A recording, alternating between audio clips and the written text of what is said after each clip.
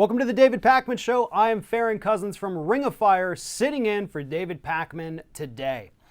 Busy news weekend, so let's jump right into it. One of the biggest stories that came up within the last 48 hours was the story about Deutsche Bank. The New York Times reported that 5 current and former employees at Deutsche Bank had flagged numerous transactions in both Donald Trump's accounts and Jared Kushner's accounts because they believe that those transactions may have been illegal. So here's what we know from those 5 former and current Deutsche Bank employees, most of whom, by the way, remain nameless, anonymous sources because they still want to work in the industry. But what they did was they have a computer program set up to identify any kind of transactions that seem suspicious. Once that computer program flags these transactions as suspicious, those then go to what they call mid-level employees who review them, and if they feel that there might be any illegal activity taking place within those transactions, they then create a report. They send that report to higher up management folks, and those folks then send it along to the Treasury Department for a full investigation. In these particular instances, in the transactions involving both Donald Trump and Jared Kushner, these employees, the mid-level ones who manually reviewed it, did think that there could be potential criminal activity taking place. They made their reports, sent it to the higher-ups, and just waited on that information to go to the Treasury Department. Except that it never went to the Treasury Department. And that's the problem. Those high-ranking managers at Deutsche Bank decided not to pursue it. They thought, no, these mid-level employees, they're just kind of overblowing this. Let's not worry about the potential money laundering that they think they may have uncovered with Donald J. Trump and Jared Kushner.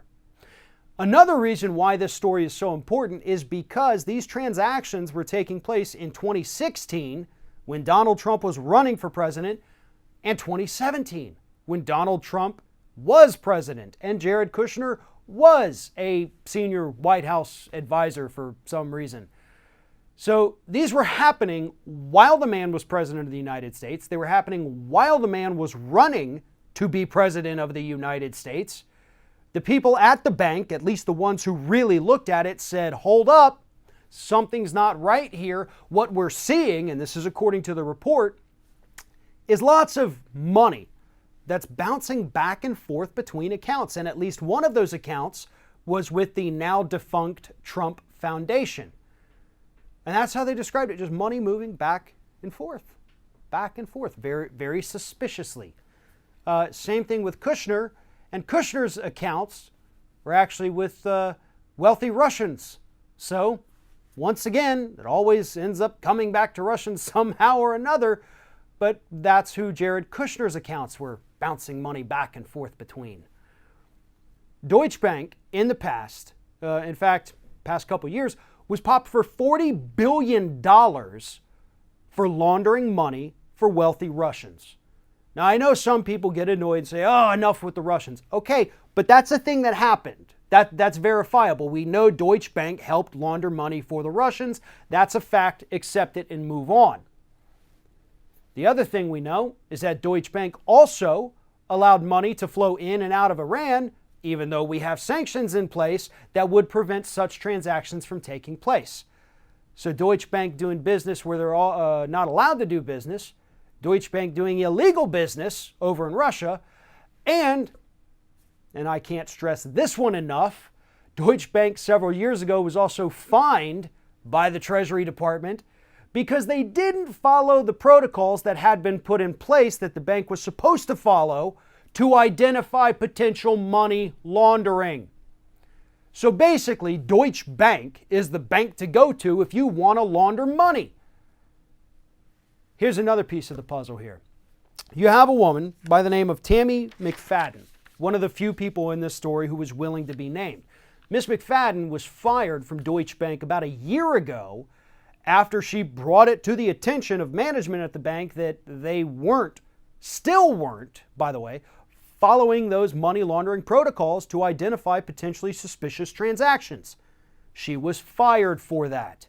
She also happens to be one of the people who personally saw the transactions and reviewed them for both Donald Trump and Jared Kushner. So here's what needs to happen right now. It's perfectly possible that none of this was illegal.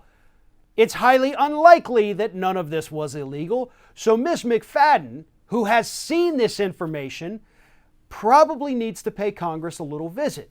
I hope members of Congress saw this report come out on Sunday. It said, you know who would be a great person to subpoena? Tammy McFadden.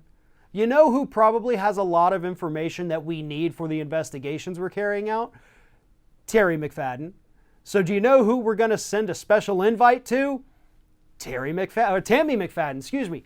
But that's what needs to happen, folks. Right now, Congress is supposed to be working with Deutsche Bank. They were working with Deutsche Bank to get Donald Trump's financial records until the Trump family sued them to prevent turning over that information. A lawsuit that is most likely going to fail on its merits just because the president cannot interfere with the work of Congress. They're trying to argue in court that the reason Democrats are doing this is only for political reasons, and because it's not related to legislation, they shouldn't have access to this information. Unfortunately, our system of checks and balances does allow Congress to carry out investigations, and therefore the courts are basically going to be powerless to stop the Democrats in their investigations. But in addition to the records, I do believe that Ms. McFadden needs to come and tell Congress what she knows, what she saw, and if they can convince the other folks who were nameless in this article because they still want to work in the industry, they said, they need to come forward as well.